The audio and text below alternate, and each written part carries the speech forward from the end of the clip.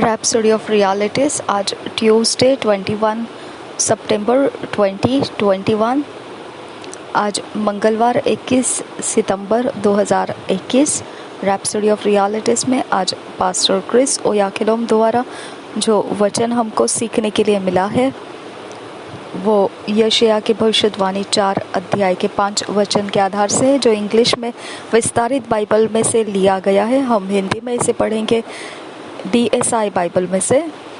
English में amplified classic edition में से लिया गया वचन Isaiah 4 chapter 5 verse, Isaiah 4 chapter 5 verse amplified classic edition में से यही वचन हम हिंदी में पढ़ेंगे यशायाह की भविष्यवाणी 4 अध्याय 5 वचन BSI बाइबल में से।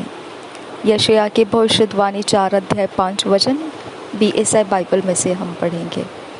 हम आज का विषय देखेंगे अ स्पेशल एटमॉस्फियर, एक खास वातावरण। अ स्पेशल एटमॉस्फियर, एक खास वातावरण। हम वचन के आधार से इसे सीखेंगे। आइज़ाया 4 चैप्टर 5 वर्स हम एम्पलीफाइड बाइबल क्लासिक एडिशन में से पढ़ेंगे। And the Lord will create over the whole site, over every dwelling place of Mount Zion, and over her assemblies a cloud and smoke by day, and the shining of a flaming fire by night. For over all the glory shall be a canopy, a defense of divine love and protection. और एक बार पढ़ेंगे Isaiah 4 chapter 5 verse amplified Bible classic edition में से। And the Lord will create over the whole site, over every dwelling place of Mount Zion, and over her assemblies, a cloud and smoke by day, and the shining of a flaming fire by night. For over all the glory shall be a canopy, a defense of divine love and protection. इसी वचन को हिंदी में हम पढ़ेंगे DSI Bible में से।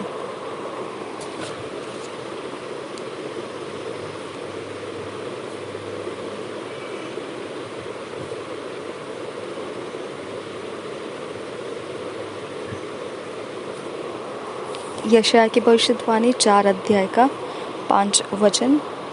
तब यहोवा सिय्योन पर्वत के एक एक घर के ऊपर और उसके सभा स्थानों के ऊपर दिन को तो धुएं का बादल और रात को धधकती आग का प्रकाश सिरजेगा, और समस्त वैभव के ऊपर एक मंडप छाया रहेगा।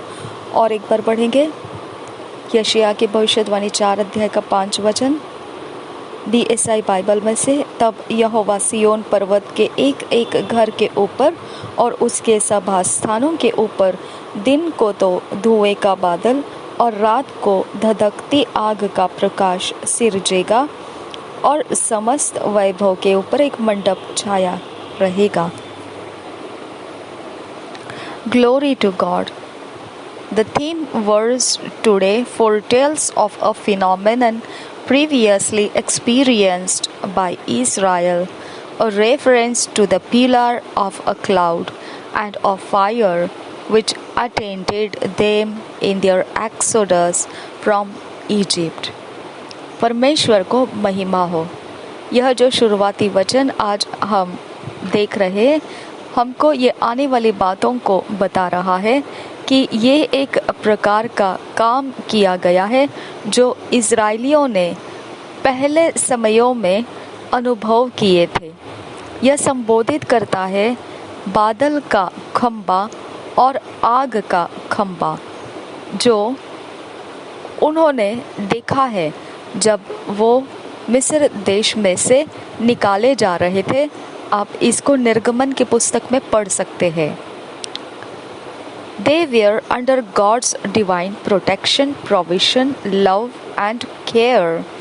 Exodus 13:21-22 says, And the Lord went before them by day in a pillar of a cloud to lead them the way, and by night in a pillar of fire. आप इस वचन को पढ़ सकते हैं किस प्रकार से वह परमेश्वर के ईश्वरीय सुरक्षा कवच और सारी उनके ज़रूरतों का पूरा होना और परमेश्वर का प्रेम और उसकी चिंताओं में के नीचे वो रह रहे थे। आप इसको देख सकते हैं। निर्गमन की पुस्तक 23 अध्याय के 21 और 22 वचन इस प्रकार से कहता है। निर्गमन की पुस्तक 13 अध्याय का 22 और 21 वचन, 23 नहीं 13 अध्याय का 21 और 22 वचन, 21 और 22 वचन। और यहोवा उन्हें दिन को मार्ग दिखाने के लिए मेघ के खंभे में और रात को उजियाला देने के लिए आग के खंभे में होकर उनके आगे आगे चला करता था, जिससे वे रात और दिन दोनों में चल सके। उसने न तो बादल के खंभे को दिन में और न आग के खंभे को रात में लोगों के आगे से हटाया। और एक बार पढ़ेंगे निर्गमन की पुस्तक 13 अध्याय का 21 और 22 वचन। और यहोवा उन्हें दिन को मार्ग दिखाने के लिए मेघ के खंभे में और रात को उजियाला देने के लिए आग के खंभे में होकर उनके आगे आगे चला करता था, जिससे वे रात और दिन दोनों में चल सके। उसने न तो बादल के खंभे को दिन में और न आग के खंभे को रात में लोगों के आगे से हटाया। Hallelujah.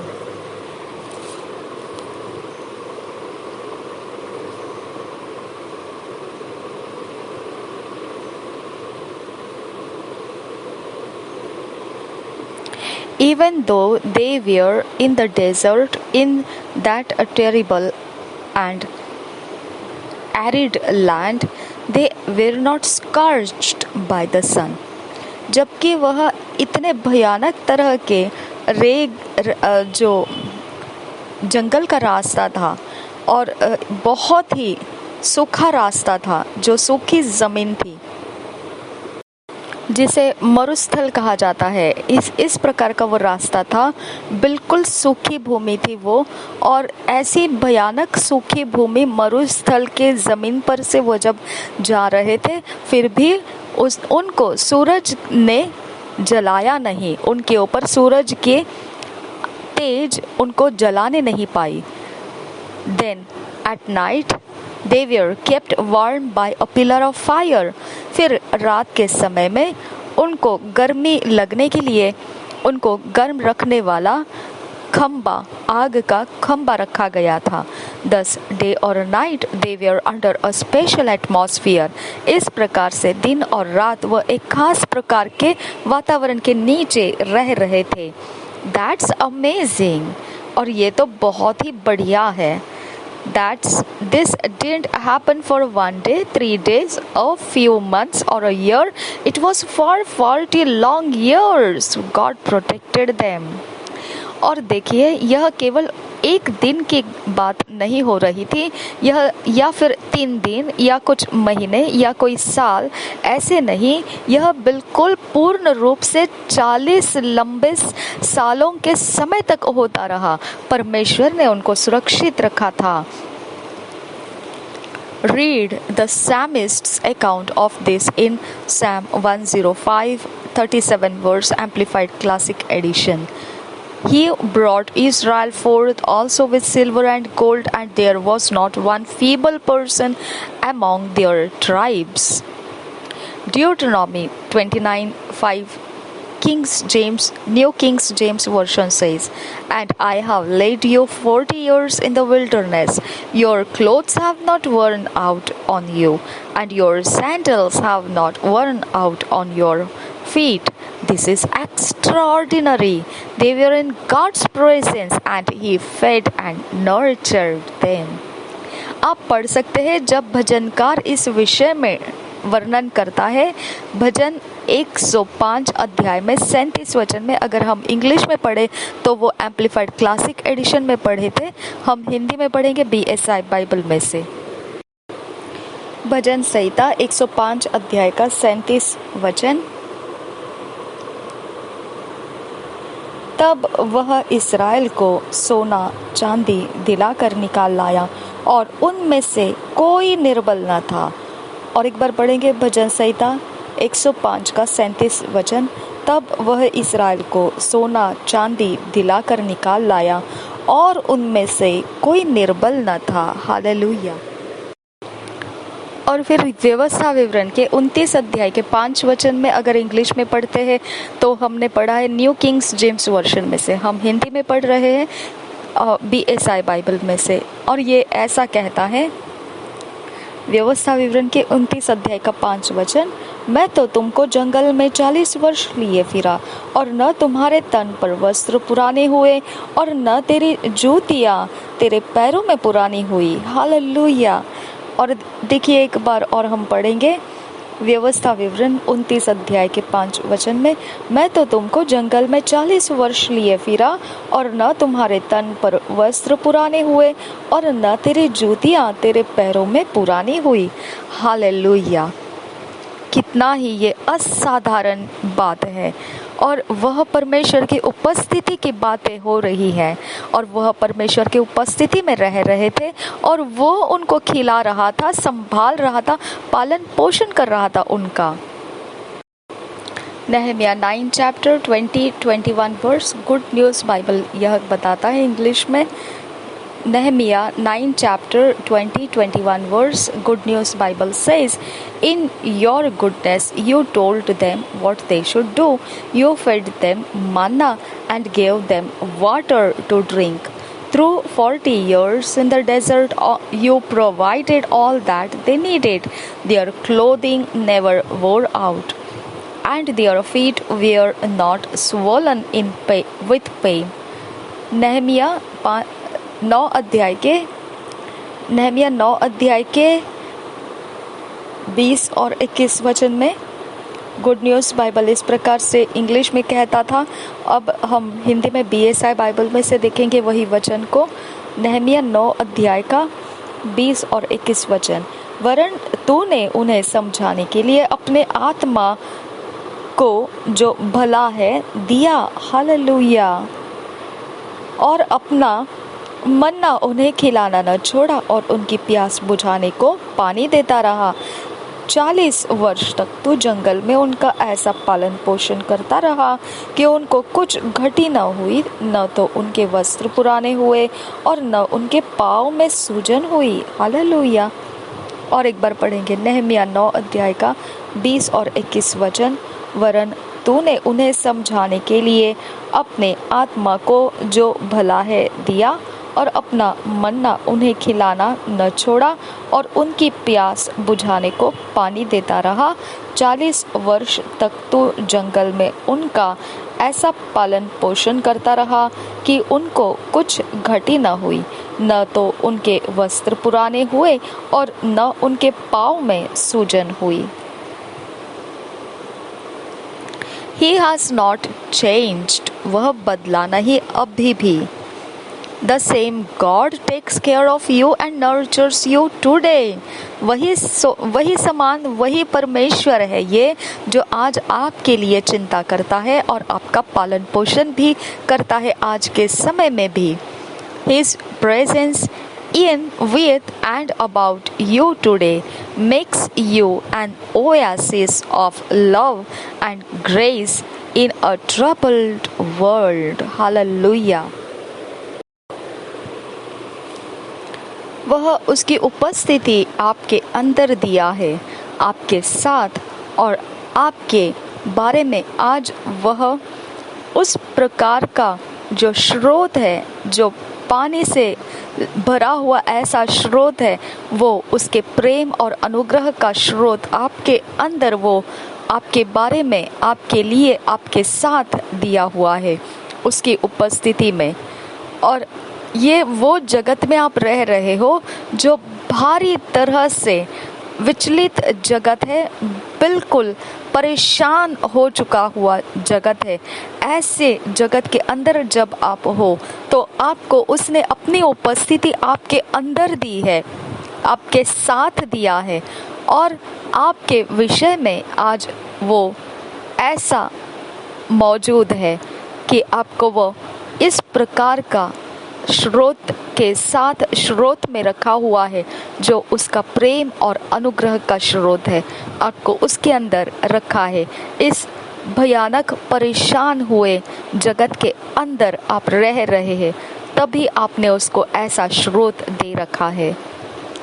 You live in His presence in a divine atmosphere of joy, bliss, and glory, where you are absolutely independent of circumstances. आप जी रहे हो उसकी उपस्थिति में, ईश्वरीय वातावरण में जो आनंद से भरपूर है और बहुत ही मज़ेदार, आपको ललचा देगा। इस प्रकार का वो आनंद का भरपूरी का जो वातावरण है, और फिर महिमा से भरपूर ऐसा वातावरण आपको उसने दिया है, और उसकी उपस्थिति का ये वातावरण है, और ये ईश्वरीय वातावरण आपको दिया गया है जिसके अंदर आप बिल्कुल निश्चित तरह के स्वतंत्र परिस्थितियों से चल रहे हैं। कुछ भी परिस्थितियों का दबाव उसके ऊपर नहीं है, उससे बिल्कुल आप स्वतंत्र है, बिल्कुल निश्चित स्वतंत्र है। सारी परिस्थितियों से अलग होकर आप ये आनंद और ये आपको ललचा देने वाला ये बहुत ही मज़ेदार परमेश्वर का उपस्थिति और महिमा, उसकी उपस्थिति का ईश्वरीय वातावरण में आपको रखा गया है, और वो कोई परिस्थिति से बिल्कुल परे हटकर अलग है। आपको निश्चित उसने सारी परिस्थितियों से अलग और हटकर ये सब कुछ दिया है। Be mindful of this always, हमेशा ध्यान रखिए इस बात का, भरा हुआ मन रखिए इस बात के द्वारा।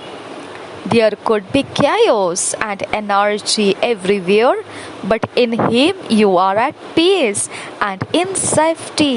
Hallelujah.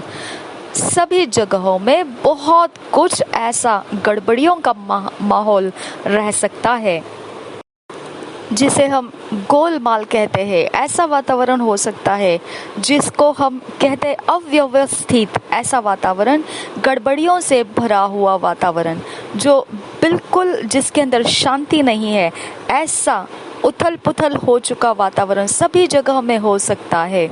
और फिर भी उसने आपको शांति दे रखी है और सुरक्षा दे रखा है। आप उसके शांति को पाए हुए हैं और उसकी सुरक्षा में आप हो। हालेलुया। थैंक यू आबा, thank you, thank you, thank you Jesus.